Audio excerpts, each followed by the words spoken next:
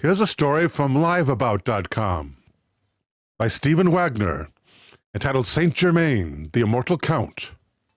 And Stephen begins, "Is it possible that a man can achieve immortality, to live forever?" That is the starting point, and the startling claim of a historical figure known as Count de Saint Germain. Records date his birth to the late 1600s, although some believe his longevity reaches back to the time of Christ. When the man who first became known as Saint Germain was born is unknown, although most accounts say he was born in the 1690s. A genealogy compiled by Annie Besant for her co-authored book, The Comte de Saint Germain, The Secret of Kings, asserts that he was born the son of Francis Rákóczi II, Prince of Transylvania, in 1690. Other accounts, taken less seriously by most, say he was alive in the time of Jesus and attended the wedding at Cana, where the young Jesus turned water into wine.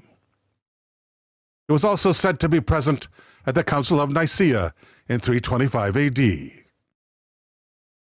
What is most unanimously agreed upon, however, is that Saint Germain became accomplished in the art of alchemy, the mystical science that strives to control the elements. The foremost goal of this practice was the creation of projection powder, or the elusive philosopher's stone, which, it was claimed, when added to the molten form of such base metals as lead, could turn them into pure silver or gold.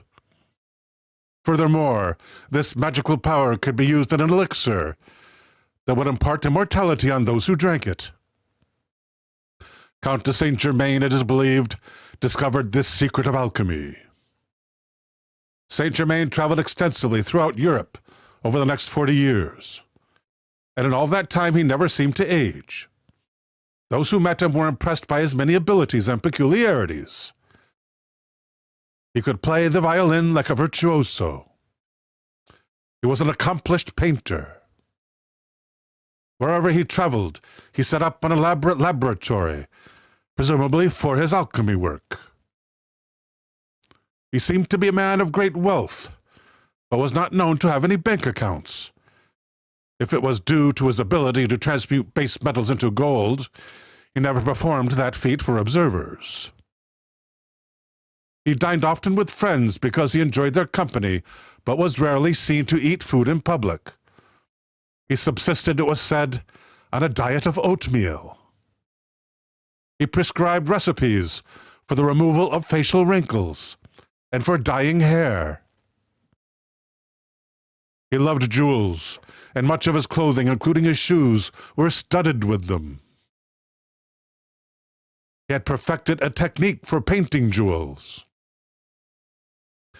He claimed to be able to fuse several small diamonds into one large one. He also said he could make pearls grow to incredible sizes. He has been linked to several secret societies, including the Rosicrucians, Freemasons, Society of Asiatic Brothers, the Knights of Light, the Illuminati, and the Order of the Templars. The renowned 18th century philosopher Voltaire, himself a respected man of science and reason, said of Saint Germain that he is a man who never dies and who knows everything. Throughout the 18th century, Germain continued to use his seemingly endless knowledge of the world in the politics and social intrigues of the European elite. In the 1740s, he became a trusted diplomat in the court of King Louis XV of France, performing secret missions for him in England. 20 years later, he performed a similar function at The Hague, where he met the infamous lover Giacomo Casanova.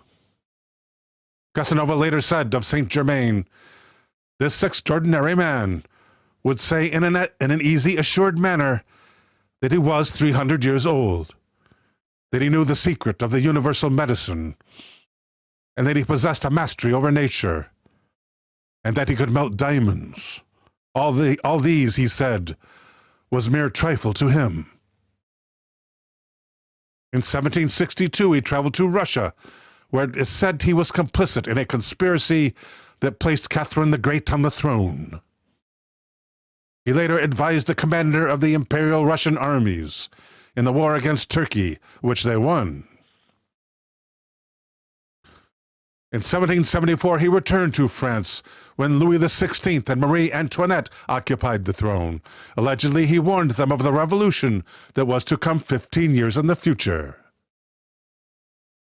In 1779, he went to Hamburg, Germany, where he befriended Prince Charles of Hesse-Kassel. Over the next 5 years, he lived as a guest in the prince's castle at Eckernförde. And according to local records, that is where Saint Germain died on February 27th, 1784.